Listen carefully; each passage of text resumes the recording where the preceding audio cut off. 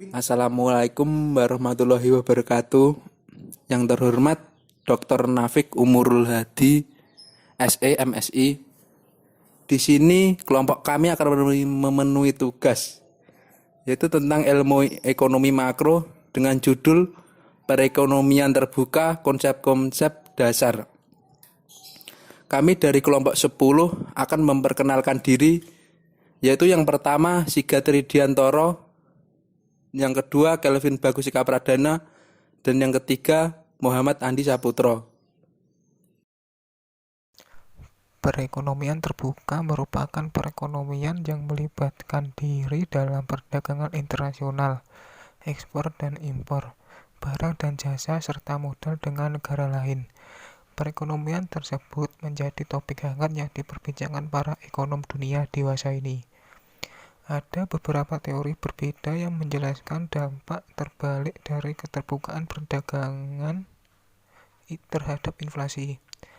Menurut perdagangan konvensional, inflasi lebih rendah di negara-negara yang memiliki tingkat keterbukaan yang lebih tinggi karena depresiasi real yang disebabkan oleh ekspansi moneter yang tidak terantisipasi, sehingga menimbulkan pengaruh buruk seperti kenaikan biaya produksi yang lebih besar.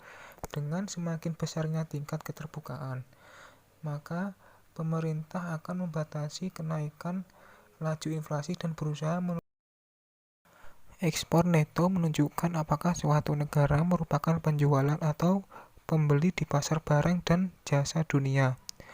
Ekspor neto juga disebut sebagai neraca perdagangan atau trade balance.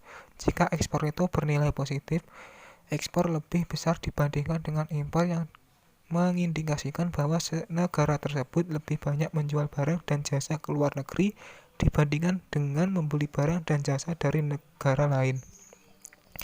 Ada banyak faktor yang mungkin mempengaruhi ekspor, impor, dan ekspor neto suatu negara. Faktor-faktor tersebut adalah sebagai berikut. Yang pertama, selera konsumen untuk barang-barang produksi dalam luar negeri. Yang kedua, harga barang di dalam negeri dan luar negeri. Yang ketiga, nilai tukar di mana orang-orang dapat menggunakan mata uang domestik untuk membeli mata uang asing. Yang keempat, pendapatan konsumen di dalam dan luar negeri. Yang kelima, biaya transportasi barang dari suatu negara ke negara lain. Yang keenam, kebijakan pemerintah terhadap perdagangan internasional. Arus barang dan modal internasional. Sebuah perekonomian terbuka berinteraksi dengan perekonomian lain dengan dua cara, yaitu membeli dan menjual barang dan jasa di pasar produk dunia, serta membeli dan menjual aset modal, seperti saham dan surat obligasi di pasar uang dunia. Di sini, kita membahas kedua kegiatan ini dan hubungan di antara keduanya. Arus barang, ekspor, impor, dan ekspor neto. Seperti yang kita ketahui, ekspor adalah barang dan jasa yang diproduksi di dalam negeri untuk dijual ke luar negeri, dan impor adalah barang dan jasa yang diproduksi di luar negeri untuk dijual di dalam negeri. Contohnya, ketika Hyundai, produsen mobil Korea Selatan, merakit mobil dan menjualnya ke Malaysia, penjualannya disebut sebagai ekspor bagi Korea Selatan dan disebut sebagai impor bagi Malaysia.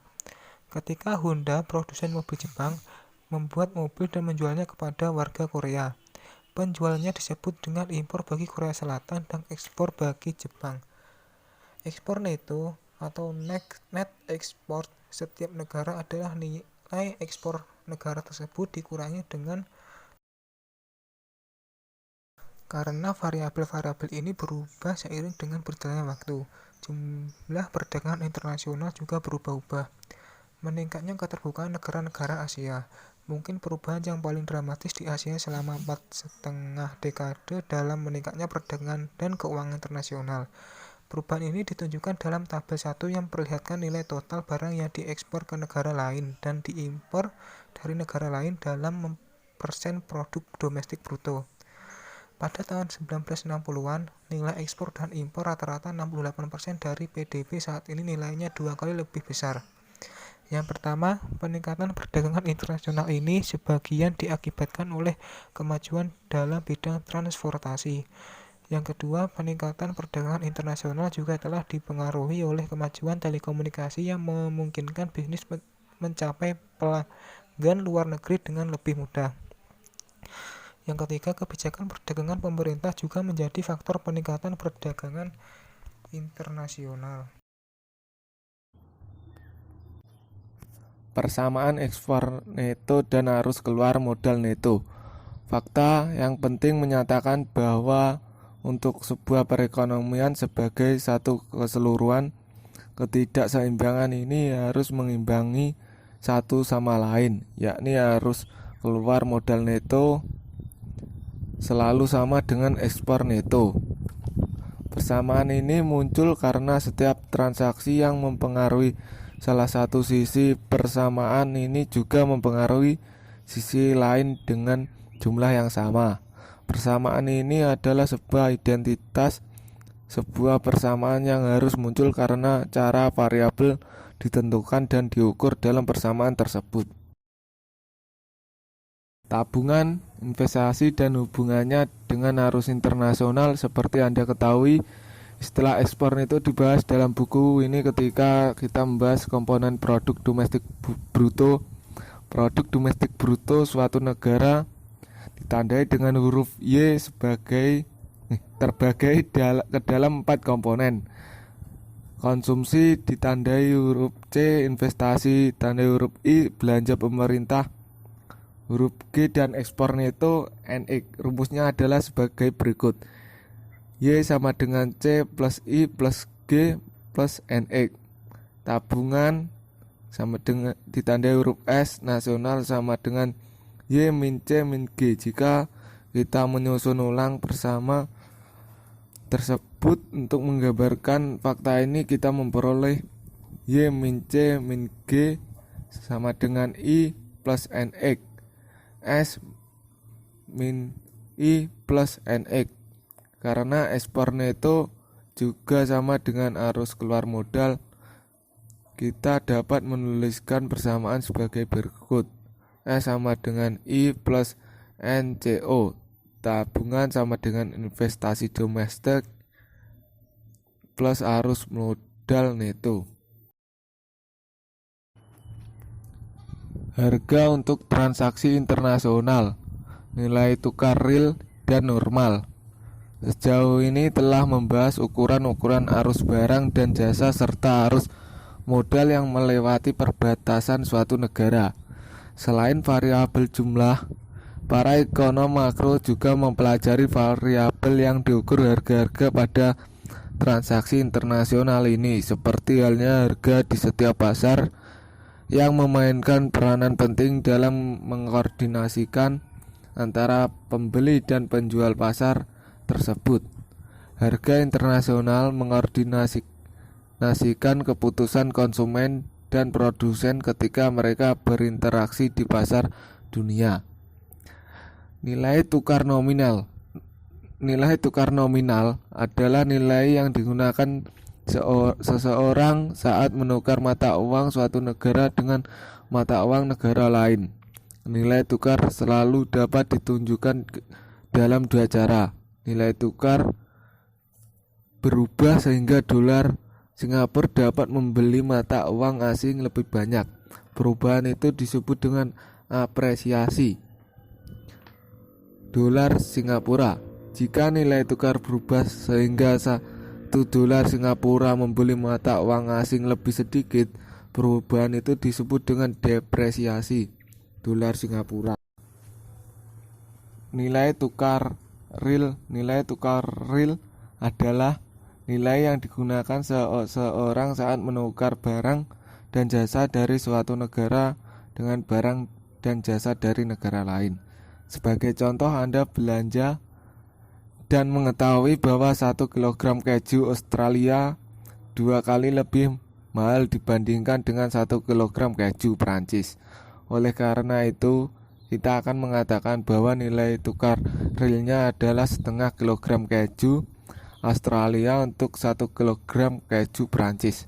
Perhatikan bahwa seperti halnya nilai tukar nominal, kita menyatakan nilai tukar real sebagai unit barang luar negeri per unit barang domestik. Namun dalam contoh ini, barang tersebut adalah barang alih-alih.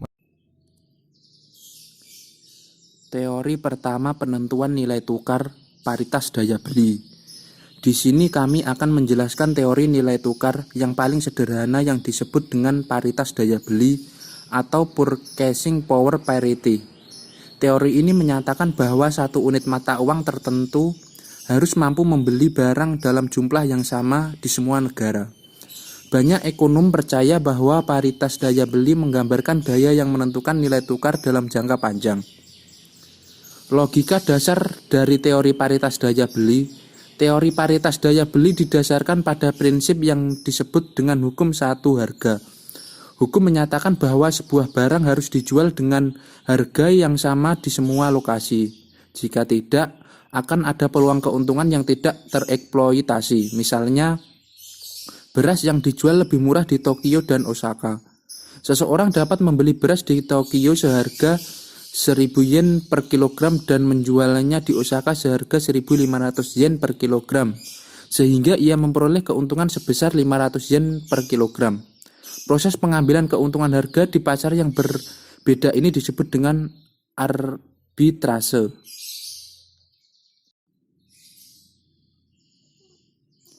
Implikasi teoritas paritas daya beli. Apa yang dijelaskan oleh teori paritas daya beli mengenai nilai tukar? Teori tersebut menjelaskan bahwa nilai tukar nominal antar mata uang dua negara bergantung pada tingkat harga di negara-negara tersebut. Nilai tukar nominal selama hiperinflasi.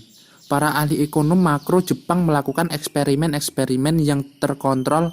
Seringkali mereka harus berusaha untuk mengumpulkan sedikit demi sedikit dari eksperimen-eksperimen alamiah yang disebabkan oleh sejarah.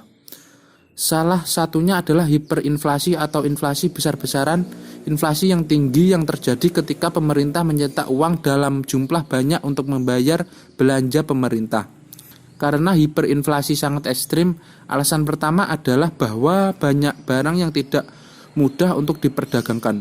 Alasan kedua adalah barang-barang yang dapat diperdagangkan sekalipun tidak selalu merupakan barang substitusi yang sempurna ketika diproduksi di negara-negara yang berbeda. Standar hamburger. Satu analisis semacam ini dilakukan oleh The Economist, sebuah majalah berita internasional. Majalah tersebut secara berkala menampilkan data mengenai harga barang yang terdiri atas 2 iris daging sapi, saus spesial, daun selada, keju, acar, bawang dalam setangkup roti bulat. Ini disebut dengan Big Mac dan dijual oleh Mr. Donald di seluruh dunia. Setelah kita memperoleh harga Big Mac di dua negara yang dinyatakan dalam mata uang lokal, kita dapat menghitung nilai tukar yang diprediksi oleh teori paritas daya beli. Nilai tukar yang diprediksi adalah nilai tukar yang membuat biaya pembuatan Big Mac sama di kedua negara tersebut. Dilema kebijakan perekonomian terbuka. Teori makro internasional menyatakan bahwa para pembuat kebijakan ekonomi dihadapkan dengan 3 tujuan yang diinginkan, namun terkadang berkontradiksi yang tidak dapat dicapai secara bersamaan. Ini disebut sebagai 3 serangkai inkompatibilitas atau trinitas yang tidak mungkin. Ketiga tujuan tersebut adalah manajemen nilai tukar untuk menstabilkan mata uang, kemampuan untuk menjalankan kebijakan moneter dalam negeri dengan menargetkan suku bunga dalam negeri atau jumlah uang yang beredar atau otonomi moneter, dan mobilitas modal bebas untuk berintegrasi dengan pasar uang global.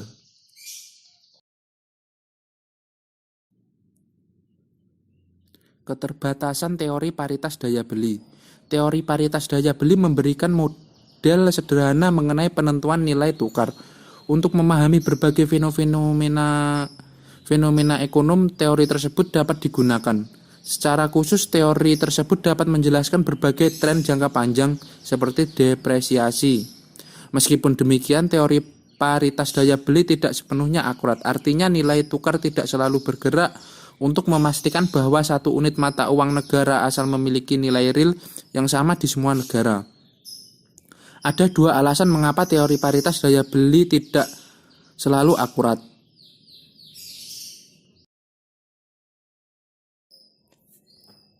Sekian presentasi yang dapat kelompok kami sampaikan. Bila ada kurang lebihnya, kelompok kami mohon maaf. Wassalamualaikum warahmatullahi wabarakatuh.